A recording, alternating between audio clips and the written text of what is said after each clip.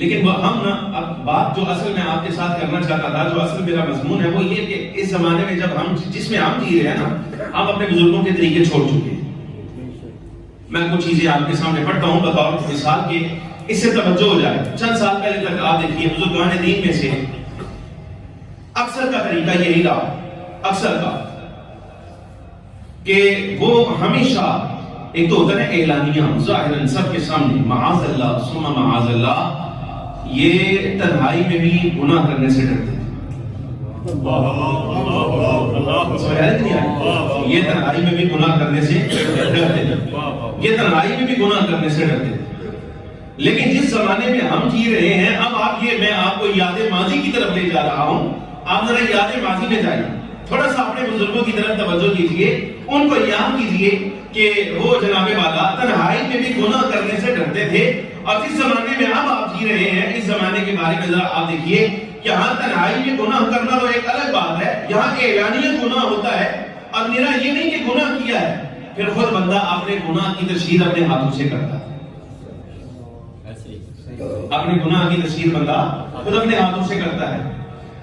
میں نے بشار کے بارے میں پڑھا، بزرگوں کے بارے میں، کہ اکثر اوقات ایسا ہوتا تھا، اکثر بزرگوں کے بارے میں آتا ہے کہ گناہ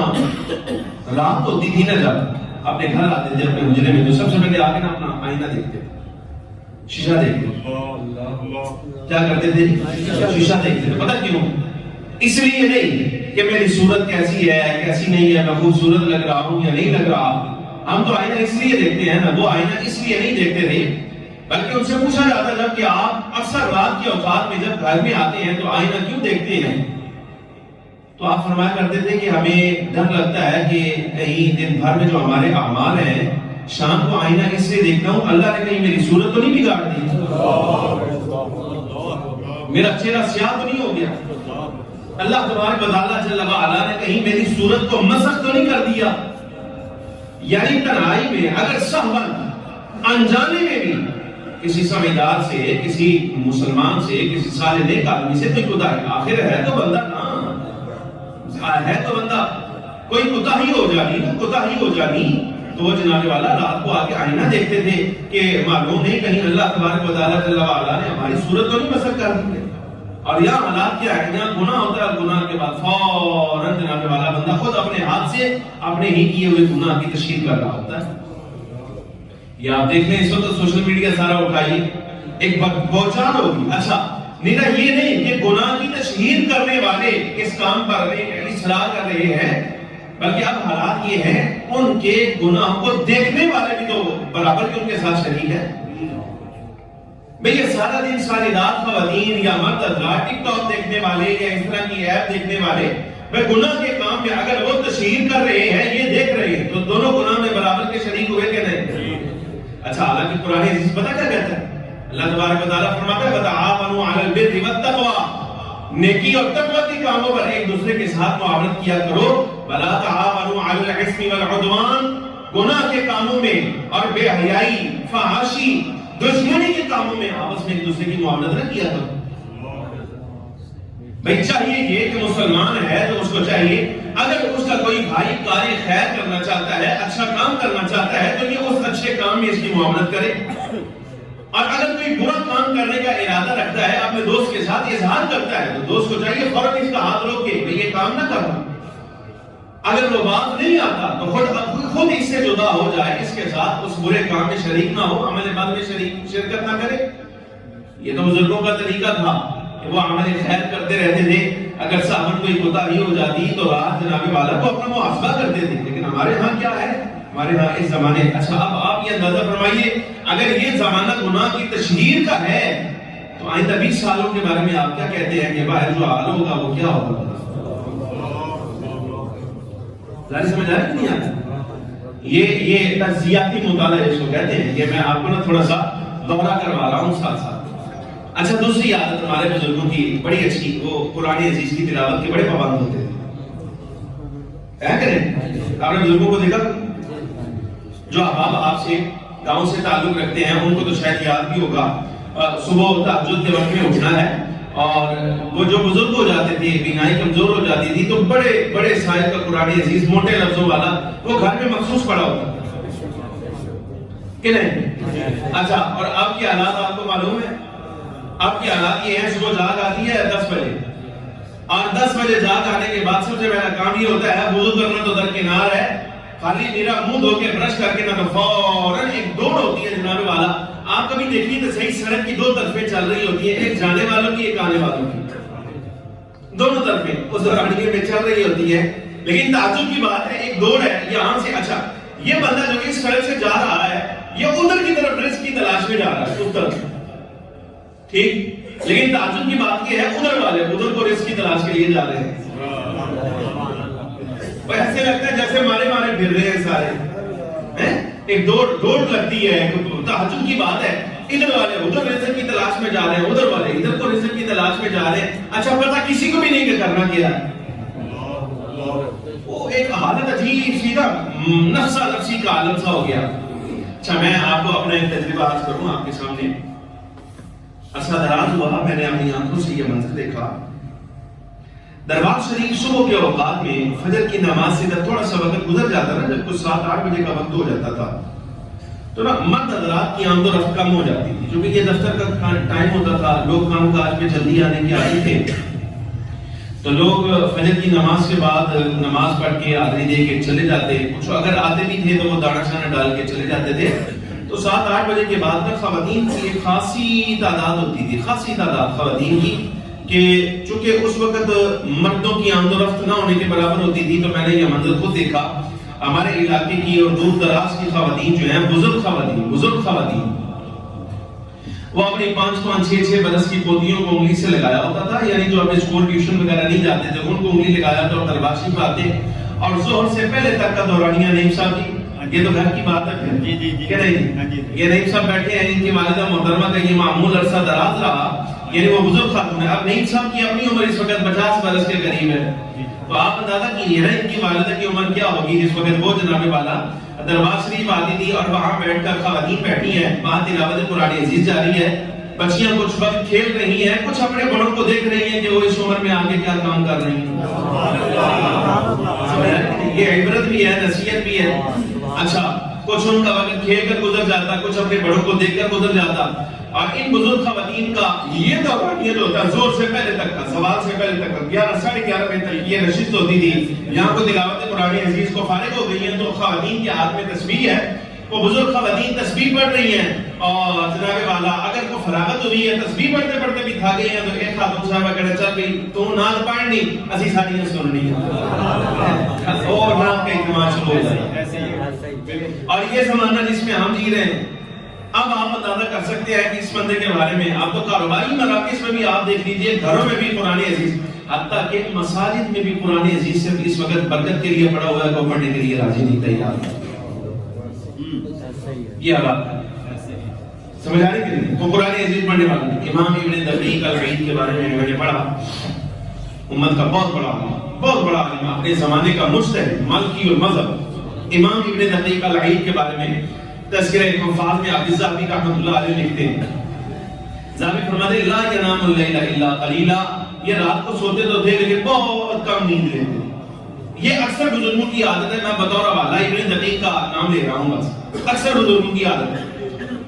اور ہے اچھا میرا یہ بڑی نہیں ہے، یہ عالم فاضل آدمی ہے، مالکی مذہب کا آدمی ہے، مجتہد درجے کا بندہ ہے. ویسے مالکی ہے لیکن درجے کے اعتبار سے، علم کے اعتبار سے اگر چاہتا تو اجتہاد کا دعویٰ کر سکتا تھا، لیکن امام مالک رحمۃ اللہ علیہ کی اتباع کو پسند کی ہے. لا ینام اللیل الا قلیلا، رات کو بہت تھوڑا آرام کرنا ہے. اور دوسرا عمل کیا ہے؟ وَيَفْتَعُهُ فِيمَا بَيْنَ مُطَالَعَةٍ وَتِلَاوَةٍ وَذِكْرٍ وَتَعَجُّدٍ حَتَّى صَارَ السِّهْرُ لَهُ عَادَةً فَأَوْقَاتُهُ كُلُّهَا مَعْمُولَةٌ. حافظ آگے فرماتے ہیں عادت یہ تھی کہ رات شروع ہونی ہے نا تو انہوں نے اپنی رات کو تقسیم کر لینا. میں 2 گھنٹے سونا ہے، 2 گھنٹے اٹھ کر تلاوت قرآن عزیز کر رہی ہے، پھر اگلے 1 گھنٹے تک میں نے کتابوں کا مطالعہ کرنا ہے، پھر اس سے اگلے 1 گھنٹے تک میں نے ذکر اذکار کرنا ہے، اس سے اگلے 1 گھنٹے میں میں نے تہجد پڑھنی ہے، کچھ نوافل پڑھنے ہیں. اتنی دیر میں صبح ہو جائے گی، فجر کی اذان ہو جائے گی تو اپنے معمولات پھر دن والے شروع ہو گئے. یہ رات کے اوقات کی تقسیم ہے، سمجھ آئے کہ نہیں؟ اور ساری زندگی ائمہ کرام فرماتے ہیں ابن دقیق العید کا یہی معمول رہا، ساری زندگی یہی حال تھا. اچھا اللہ نے کیا شان عطا فرمائی، دن سارا مطالعہ میں پڑھنے پڑھانے میں گزر جاتا، تصنیف و تعلیف میں گزر جاتا، لکھنے لکھانے میں، کو قرآن عزیز کی تفسیر، فقہی مسائل اور احادیث طیبہ کی تشریحات اور کتب فقہ کے بارے میں کو مسائل لکھتے رہنا، اس طرح کے معمولات۔ رات بادشاہوں کے بادشاہ کی جناب میں حاضری دینی ہے تو اللہ رب العالمین جل وعلا نے یہ مقام مرتبہ عطا فرمایا۔ تذکرہ وفات میں بھی فرماتے ہیں چونکہ رات رات کو منانے میں لگے رہتے تھے نا، تو جب صبح ہوتی کبھی کبھار اگر بادشاہ وقت کے ساتھ ملاقات کرنے کے لیے جاتے نا، تو ابن دقیق العید وہ عالم ہے، اللہ رب العالمین کا اتنا پیارا بندہ ہے، رب نے ایسا روز دبدبا بادشاہ وقت کے نہیں میں اس کا ڈال دیا تھا، جب دربار میں داخل ہوتا اور آواز لگتی کہ امام ابن دقیق العید آ رہے ہیں، تو بادشاہ وقت اپنے تخت سے اٹھ کر کھڑا ہو جاتا، ہاتھ باندھ کے نیچے کھڑا ہوتا، خود نیچے بیٹھ جاتا اور حضرت امام سے کہا جاتا کہ آپ تخت پر بیٹھیں۔ یہ اللہ نے عزتیں عطا فرمائیں۔ اپنے اوقات کی تقسیم جاری ہے نا جناب والا، یعنی کوئی کام چھوڑا نہیں ہے۔ یہ ائمہ کرام علیہم الرضوان کی عادت مبارکہ ہے، انہوں نے زندگیاں اس طرح گزاری ہیں۔ اب ایک عادت اور بھی تھی، وہ جس کا اشارہ میں نے شروع گفتگو میں آپ کے سامنے کیا جناب والا، کہ کچھ لوگ نا تہجد کے بڑے پابند ہیں، نماز، یہ تو تلاوت قرآن عزیز کی بات ہے نا، تلاوت کے بڑے پابند۔ اچھا ایک بات میں آپ کو عرض کروں، اللہ رب العالمین جل وعلا کو سب سے بڑھ کر جو عبادت پسند ہے وہ ہے فرائض کیا جائے۔ کیا ہے؟ بولو بولو کیا ہے؟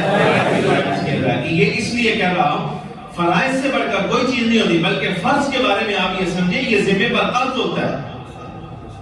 جس طرح قرض اتارے بغیر کوئی چارہ نہیں، اس طرح بارگاہ الہی میں حاضر ہوتے وقت فرائض کے پورے ہونے کے علاوہ کوئی چارہ نہیں۔ وہاں فرائض کے بارے میں پوچھا جانا، نفلوں کے بارے میں نہیں پوچھنا۔ اچھا یہاں کہا بھائی میرا کام نہیں ہو رہا، میرا یہ نہیں ہو رہا، وہ نہیں ہو رہا، کہیں نفل پڑھ پہنچا آ رہا، ساری رات نفل پڑھتے رہیں گے، فجر کی نماز پڑھی ہے ساری رات جناب والا شباز قمر فریدی دنال سنتے رہے، او جناب والا اور مناسی زمانے کا اس کو سنتے رہے ساری رات، اس کا ڈھول ڈمکا، اور جب فجر کی نماز آئی تھی کہ ساری رات میں پھر نہ سنیے تو حضرت صاحب آرام فرما گیا، دور بیٹے منہ بھی توڑا، بے شرم آدمی، ساری رات تم جناب والا لوگوں کو نچاتے ہو۔ یہ نہ خانوں کی بات کر رہا ہوں میں۔ اچھا عوام کا بھی آ رہی ہے، اور میرا ہمارے پاس نہیں ہے بھائی، دوسری طرف بھی بہت کچھ ہے نہیں کہ تم کچھ لوگ سمجھیں گے جی ٹھیک ہے اپنے انہوں لتاڑ رہے ہیں بھائی، ہر جگہ یہی آپ ہے، فرائض کی ادائیگی۔ اللہ تبارک و تعالیٰ جل وعلا کو اس سے بڑھ کر کوئی محبوب عمل نہیں، کوئی محبوب عمل نہیں۔ اور فرائض کی ادائیگی کے بعد اللہ تبارک و تعالیٰ جل وعلا نے فرائض کی ادائیگی کے بعد اگر رب نے کسی شے کو سب سے بڑھ کر پسند کیا تو وہ نوافل۔ نبی علیہ السلام کے بارے میں کیا فرمایا؟ فرمایا وَمِنَ اللَّيْلِ فَتَهَجَّدْ بِهِ نَافِلَةً لَكَ عَسَىٰ أَن يَبْعَثَكَ رَبُّكَ مَقَامًا مَحْمُودًا۔ اے محبوب کریم صلی اللہ علیہ وسلم، رات کے کچھ حصے میں آپ اٹھیں، وَمِنَ اللَّيْلِ، رات کے کچھ حصے میں حضور آپ اٹھیں، فَتَهَجَّدْ بِهِ، آپ اس دورانیے میں تہجد ادا فرمائیے، نَافِلَةً لَكَ، یہ آپ کے لیے اضافی طور پر فرض ہے، آپ کے لیے اضافی طور پر فرض ہے۔ امام احمد بن حنبل، اللہ اکبر، کتنا بڑا آدمی امام احمد بن حنبل، آپ کی عادت تھی، آپ کے پاس تو بچہ پڑھنے کے لیے حاضر ہوتا نا، تو بچہ پڑھنے کے لیے حاضر ہوتا، پتہ کیا کرتے رات نا، آپ جب وہ پہلی مرتبہ آتا نا تو اس کا ٹیسٹ، ہمارے ہاں تو انٹرویو ہوتا ہے، ٹیسٹ ہوتا ہے، بھائی کیا اس کا پڑھنا لکھنا 5ویں پاس ہے کہ نہیں ہے، مڈل کیا ہے کہ نہیں کیا، پرائمری ہے کہ نہیں، میٹرک کیا کہ نہیں کیا، کوالیفیکیشن اس کی کیا ہے، فلاں، یہ ساری چیزیں، یہ ٹیسٹ ہے ہمارے ہاں داخلے کا۔ امام احمد بن حنبل امیر المومنین فی الحدیث، 10 لاکھ حدیثوں کا حافظ، اس کے پاس حدیث پڑھنے کی شرط کیا ہے اور وہاں انٹری ٹیسٹ کیا ہے، اور آج اس میں طالب علم آتا نا، پوچھا ہاں بھی بیٹا کس لیے آئے ہو؟ حضور نے آپ سے حدیث پڑھنے کے لیے آیا، ٹھیک ہے آرام کرو، انشاءاللہ صبح ملاقات ہوگی، کلاس میں ملیں گے، پھر دیکھیں گے آپ کو داخلہ دینا ہے کہ نہیں۔ اچھا ٹیسٹ کیا ہے؟ رات میں حضرت امام احمد بن حنبل رضی اللہ تعالیٰ عنہ، آپ میں نہ دے دینا، اس کے کمرے میں نہ، خود لے جا کر پانی کا ایک لوٹا رکھا، جب صبح ہونی نا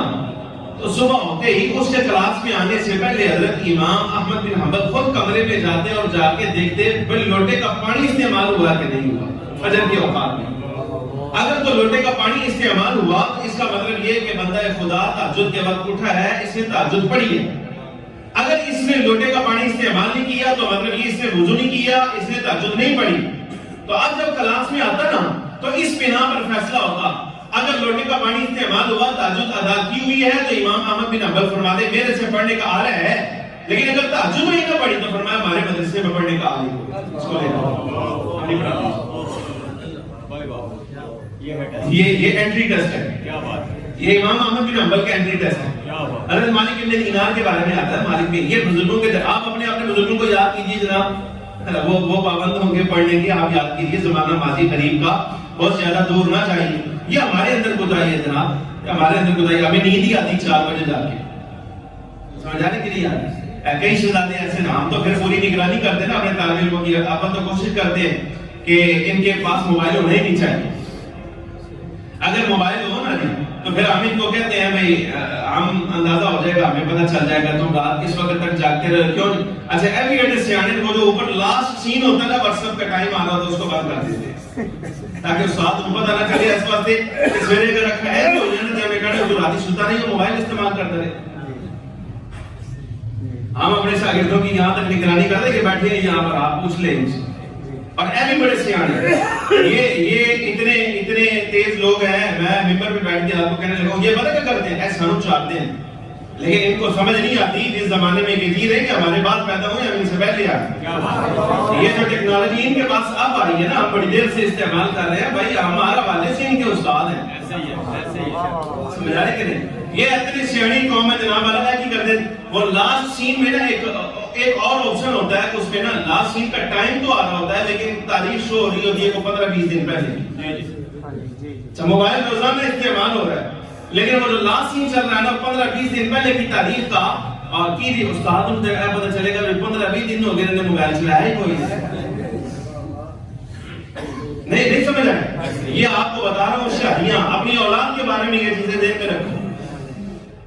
بھائی، اگر میں اپنے شاگردوں کے بارے میں آپ سے کہہ رہا ہوں نا تو یہ بھی ایک سبق کی بات ہے، اس کو اپنی اولاد کے بارے میں ذہن میں رکھو بھائی، ان کو کھینچ کے رکھو۔ اس کی لگام مالک ابن دینار کے بارے میں آتا ہے، ان کے داماد جو ہے نا، یہ جملہ سنیے گا، ان کے داماد رات کے وقت نے ارادہ کیا کہ آج میں نے نا اپنے سسر کے پاس رہنا، اتنے بڑے اللہ کے ولی ہیں، بزرگ ہیں، آج میں نے دیکھنا ہے کہ ان کا نا رات گزارنے کا معمول کیسا ہے، رات کیسے گزارتے۔ فرماتے میں رات حاضر ہوا، دیکھا کہ آپ نا عشاء کی نماز کے بعد نوافل ادا کر رہے ہیں، اور نوافل پڑھ کے نا تو دعا کر رہے ہیں، اے اللہ، اے میرے مالک، اے میرے رب، اس طرح سے یعنی بڑے اچھے الفاظ کے ساتھ رب العالمین جل وعلا کو پکار رہے ہیں، اور ساتھ دعا کیا کرتے ہیں، اللہ مہربانی کرنا نا اس نحیف کو، اس کمزور کو، اس عاجز کو، ایک چھوٹے کو، ایک ناتواں کو، اس طرح کے الفاظ اپنے بارے میں کیا ہے کہنا تو آج کر دیں، یا اللہ قیامت کے دن اس کی بخشش کر دیں، یا اللہ قیامت کے دن اس کی بخشش کر دیں، یا اللہ قیامت کے دن اس کی بخشش کر دیں۔ کہتے ہیں یہ لفظ کہتے جا رہے ہیں، اچھا داماد کہتے ہیں میں جا کے سو گیا، گھنٹہ 1.5 گھنٹہ سونے کے بعد جب میں واپس آیا تو میں نے دیکھا کہ مالک ابن دینار کی زبان پر اب بھی یہی الفاظ ہیں، کہتے میں سنتا رہا کچھ دیر بیٹھ کے، پھر جا کے سو گیا، تو جب کچھ دیر سو کر پھر واپس آیا تو تب بھی الفاظ یہی جاری، حتیٰ کہ صبح کی نماز ہو گئی، صبح کی اذان ہوئی، فرمایا اس وقت جاگ گئی، صبح کی نماز کی طرف چل دی۔ یہ بزرگوں کا معمول ہے اور ہمارے ہم معمولات ہی ہیں۔ اچھا ایک طریقہ ہمارے بزرگوں کا ہمیشہ سے یہ چلا آیا جناب والا کہ وہ اپنے بڑوں کا ہمیشہ احترام کرتے ہیں، آپ دیکھ لیں تھوڑا سا پیچھے چلے جائیں، وہ اپنے بڑوں کا ہمیشہ احترام کرتے تھے۔